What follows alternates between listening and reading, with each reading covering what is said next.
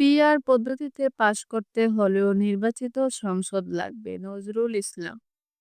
বিএনপির স্থায়ী কমিটির সদস্য নজরুল ইসলাম খান বলেছেন, সংখ্যানুপাতিক পদ্ধতিতে নির্বাচন হওয়ার জন্য সেটি আগের সংসদে পাশ হওয়া লাগবে। আর তার জন্য লাগবে নির্বাচিত সদস্য। কারণ সদস্য ছাড়া সংবিধানে বিদ্যমান যে নির্বাচন পদ্ধতি রয়েছে সেটি পরিবর্তন সম্ভব নয়। আজ বুধবার রাজধানীর নয়াপল্টনে বিএনপির কেন্দ্রীয় কার্যালয়ে এক সংসদ সম্মেলনে সাংবাদিকদের প্রশ্নের জবাবে নজরুল ইসলাম খান এই কথাগুলো বলেছেন। বিএনপির ৪৭তম প্রতিষ্ঠাবার্ষিকী উদযাপন উপলক্ষে দলের জাতীয় উদযাপন কমিটির সভা শেষে এই সংসদ সম্মেলনের আয়োজন করা হয়। প্রতিষ্ঠাবার্ষিকী উপলক্ষে সপ্তাহব্যাপী কর্মসূচি ঘোষণা করেছে দলটি।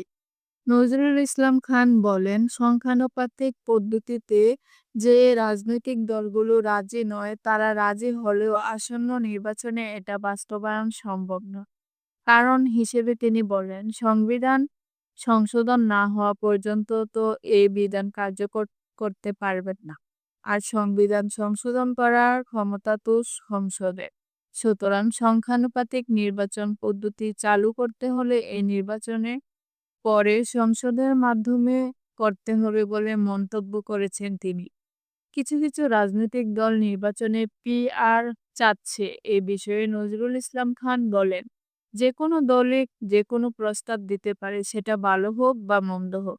তবে সেটা যে পর্যন্ত না জনগণের কাছে গ্রহণযোগ্য হবে সে পর্যন্ত সেটা কার্যকর হওয়া উচিত না।